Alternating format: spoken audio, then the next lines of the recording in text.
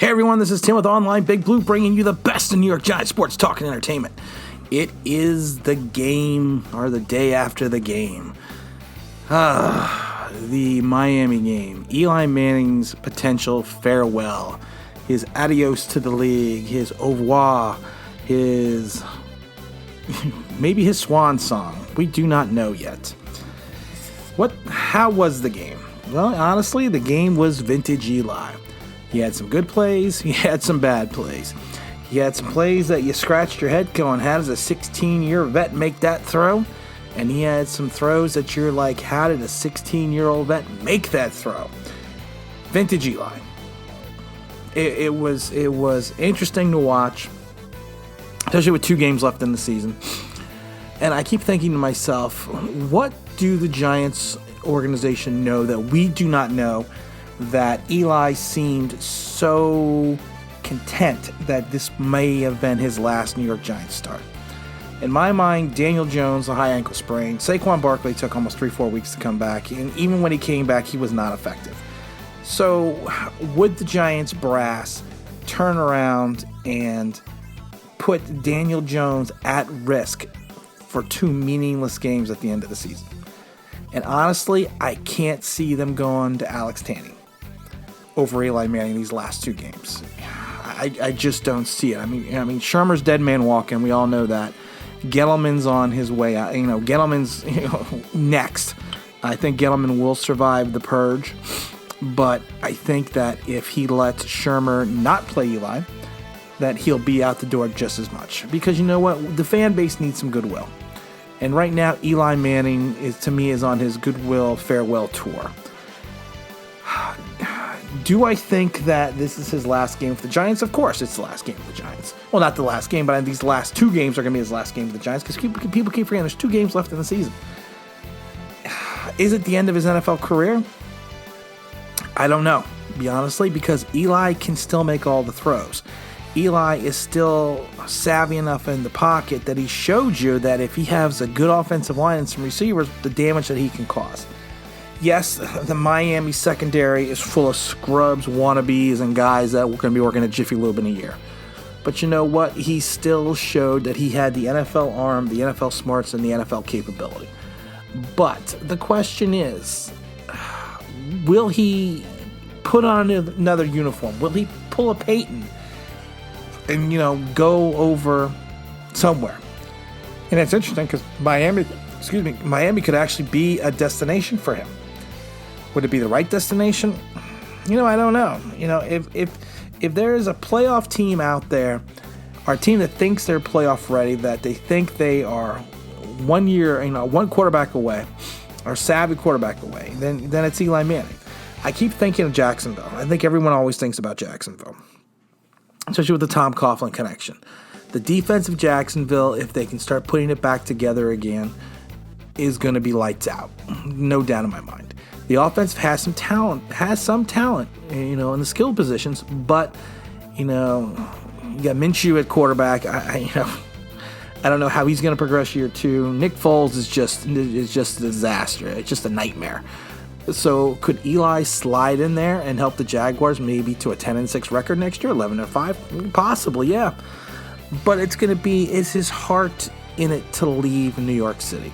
Is his heart in it to leave the team he's been with for 16 years? I don't know.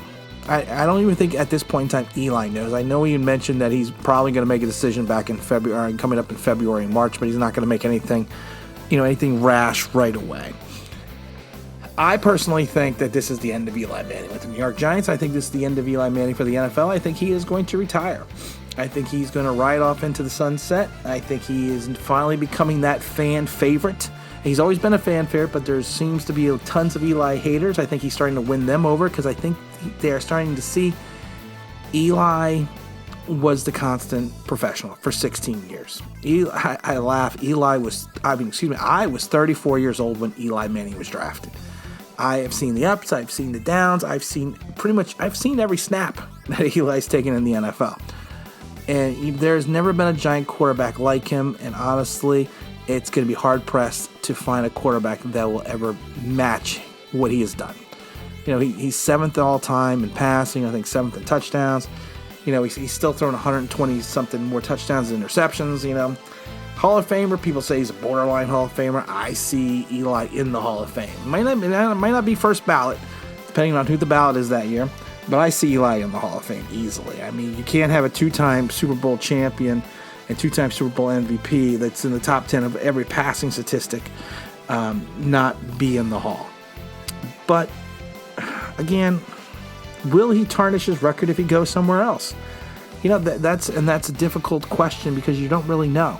Because we don't know if he goes somewhere else. Like I said, he may go somewhere and turn into a renaissance.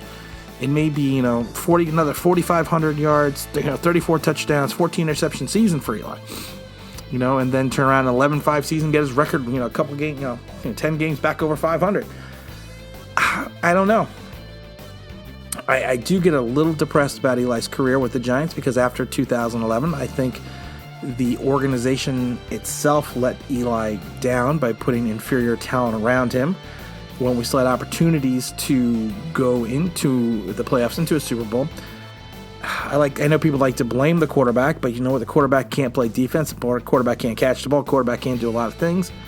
And even when Eli was playing with Coughlin and McAdoo as the offensive coordinator, he had 2 seasons in a row. He threw over 4,000 yards, over 30-something touchdowns, and only 14 interceptions each year. So the question is, to me, the Giants are the one that let Eli down. I don't think Eli really ever let the Giants down, except for one season where he threw the 27 interceptions.